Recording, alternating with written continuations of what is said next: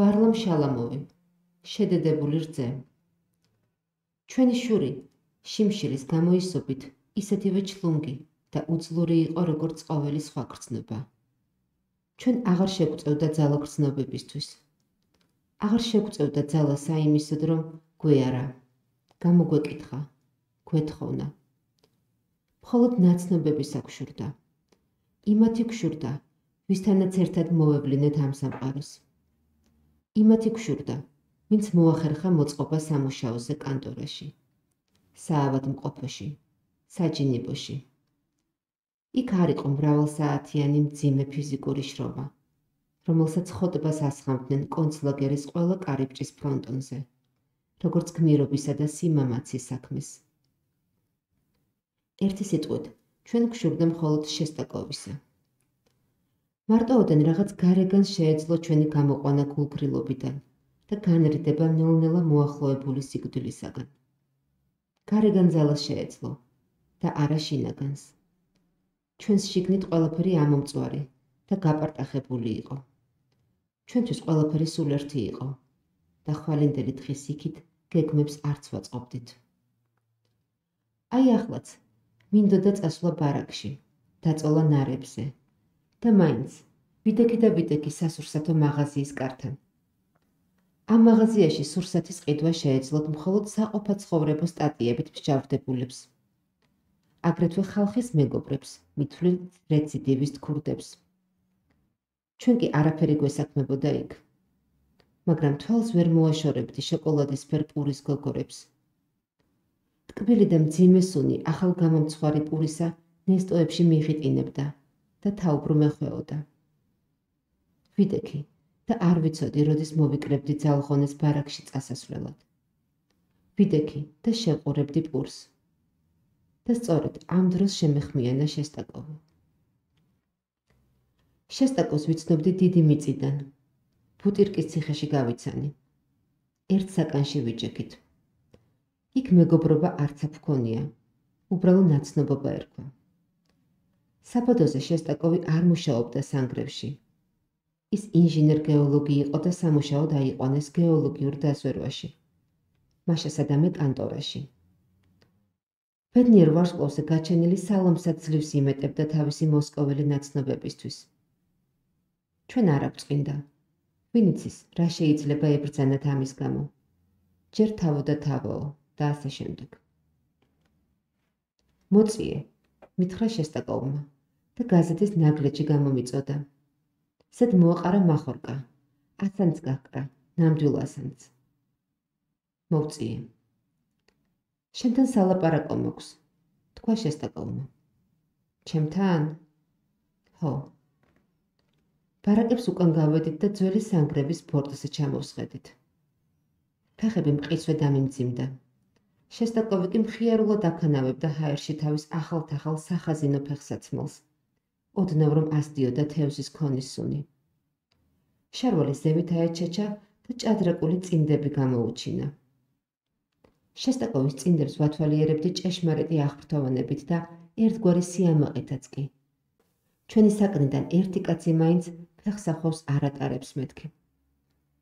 მიწას ანზარებდა ჩვენს ფეხქვეშ ყრუ აფეთქებებისგან. ღამის სვლისთვის გრუნტს ამზადებდნენ. პატარა კენჭები შრიალით ცვიოდა ჩვენს ფეხებთან. ჩიტივით ნაცრისფერი და შეუმჩნეველი კენჭები. ცოტა მოვშორდეთ აქაურობას, თქვა შესტაკოვმა. არ მოგკლავს, ნუ გეშინია, წინდებსაც კი არ დაგიხევს. წინდებს არ ავჩივი, თქვა შესტაკოვმა და საჩვენებელი თითი გაიშვირა ჰორიზონტისკენ. რას ფიქრობ ყველაფერ ამაზე? ალბათ დავიხოცებით, თქვი. მომავალზე ფიქრით თავის ატკივება სულაც არ მეწადა. არა ძმაო, სიკვდილზე ყაბულს არ ვარ. აბა რა ვქნათ? რუკა მაქვს, დუნეთ თქვა შესტაკოვმა. მუშებს ავიყვან, შენც აგიყვანთ და შავ წყაროზე წავალთ. 15 კილომეტრი აქედან. საშვები მექნება. ხო და გავეშურეთ ზღვისკენ. თანახმა ხარ? ეს ყველაფერი გულგრილის ხაპასხობით ამოკაგლა. სხვასთან რაღაც ვიზამთ, გავცურავთ? სულ ერთია, თავარი არის დაწყება. ასე ცხოვრება აღარ ძალმიც. სჯობს ზეზეურად მოკვდე, ვიდრე დაჩოქილმა იცოცხლო. საზეიმო ხმით წარმოთქვა შესტაკოვმა. ვისი ნათქვამია? მართლაც და ნეტავისია. ნაცნობი ფრაზა კი იყო, მაგრამ ძალა აღარ შემწევდა, რომ გამეხსენებინა. ვინ და როდის ამბობდა ამ სიტყვებს. დავიწყებას წაეხო ყოველივე მწიგნობრული. წიგნისა აღარავის ჯეროდა. შარვალი ავიკაპიძე და სურავანდის წყლები ვუჩვენე შესტაკოვს. ხოდა ტყეში მოირჩენ, თქვა შესტაკოვმა. კენკრაში ბლომადაა ვიტამინები. მე გაგიყვანთ, გზა ვიცი, რუკაც მაქვს. თვალები დაახუჭე და ვფიქრობდი. აქედან ზღვამდე 3 გზაა. სათითაოდ 500 კილომეტრზე ნაკლები არ იქნება. მე კი არა, შესტაკოვიც ვერ მიაღწევს ზღვამდე. საკვების მაგივრად ხომ არ მიპირებს წაყვანას?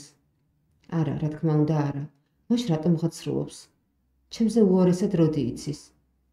და უცებ შემეშინდა შესტაკოვისა. ის ხომ ჩვენგან ერთადერთი იყო, რომელიც მოეწყო სამუშაოზე თავისი სპეციალობით. ვინ მოაწყო იქ და რის ფასად მოაწყო? ყველაფერი ხომ საფასურის გადახდას მოითხოვს. სხვისი სისხლით, სხვისი სიცოცხლით. თანახმავა, თქვი და თვალები გავახილე. ოღონდ ცოტა უნდა მოვიკეთო. კეთილი, უსათუოდ მოგაკეთებ. მოგიტან კონსერვებს. ჩვენთან ხომ შეიძლება? ამ ქვეყნად არსებობს მრავალი კონსერვი.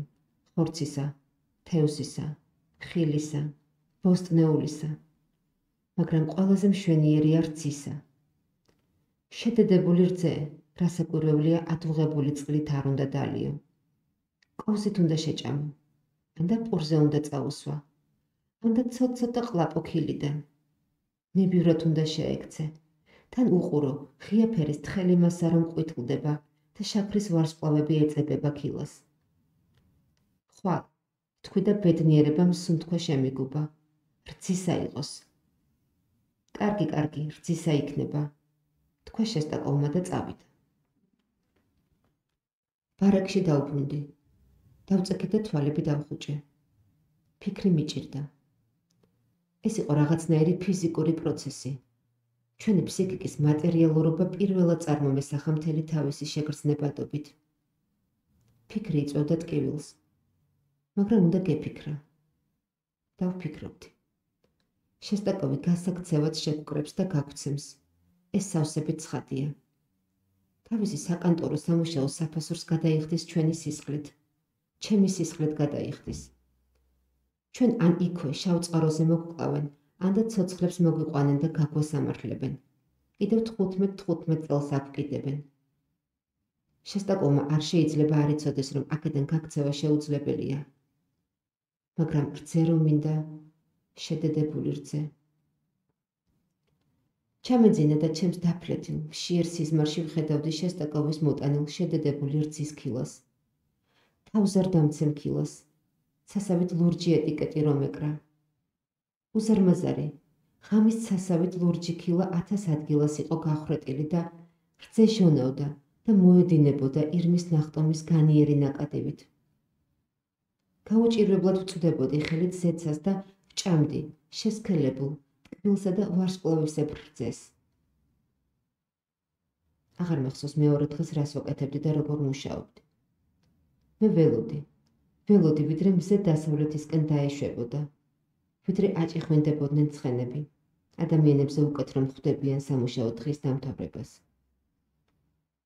საყვირე ხრინწიანად აგუგუნდა და იმ ბარაკისკენ გავიშურე, სადაც შესტაკოვი ცხოვრობდა. იგი ზღურბზე მელოდა.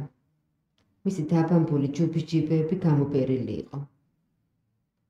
ბარაკში მივუსხედით დიდ, გარეცხელ მაგიდას და შესტაკოვმა ჯიბიდან ამოაძვლინა 2 ქილა შედედებული რძე.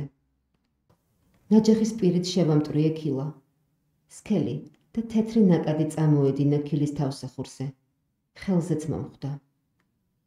მეორეგანაც უნდა გაგეხვრიტა, ჰაერისთვის, თქვა შესტაკოვმა. არა უშავს, თქვი მე. ჭუჭყიანსა და გადკბილულ თითებს ვილოკავდი. შესტაკოვი მიუბრუნდა გარშემორტყმულ მუშებს და უთხრა. კოვზი მომეცით. 10 კრიალა გალოკილი კოვზე აღიმართა მაგიდის ზევით. ისინი იდგნენ და მიყურებდნენ თუ როგორ ჭამდი. ამაში არაფერი იყო არადელიკატური. არც ფარული სურვილი ამოძრავებდათ იქნებ დამპატიჟონო. იმედის ნატამალიც არ ჰქონდათ, რომ ამ რძეს ვინმეს ვუწილადებდი. ამგვარი რამ ჯერ არავის ენახა და არც გაეგონა. მათი ინტერესი სხვისი საკვებისადმი სრულიად უანგარო იყო. და მეც ვიცოდი, რომ შეუძლებელი არ შეჰყურებდეს საჭმელს, რომელიც ქრება სხვა ადამიანის პირში. უფრო კარგად მოვკალათდი და უპურად უჭამდი შედედებულ რძეს. ხანდახან ცივ წყალს თუ დავაყოლებდი. ორივე ქილა გავათავე. მაყურებლები განზე გადგნენ.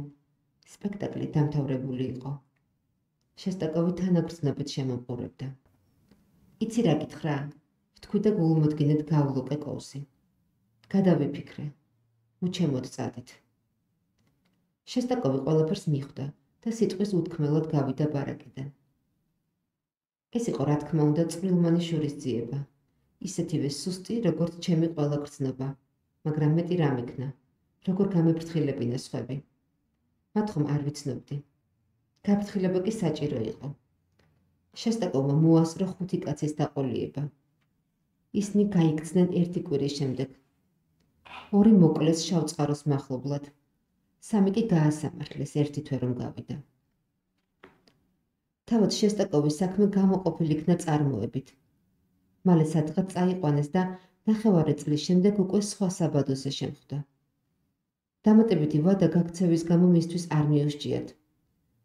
უფროსობა ნამუსიანად ეთამაშებოდა, მაგრამ სხვაგვარადაც ხომ შეიძლებოდა მომხდარიყო. შესტაკოვი გეოლოგიურ დაზვერვაში მუშაობდა. მუდამ პირგაპარსული და მაძღარი იყო. ჭადრაკული წინდებით ჯერ კიდევ არ დახეოდა. შეხვედრისას არ მესალმებოდა. ტყუილად არ მესალმებოდა. 2 ქილა შედედებული რძე. ბოლოს და ბოლოს, რა დიდი ბედენაა.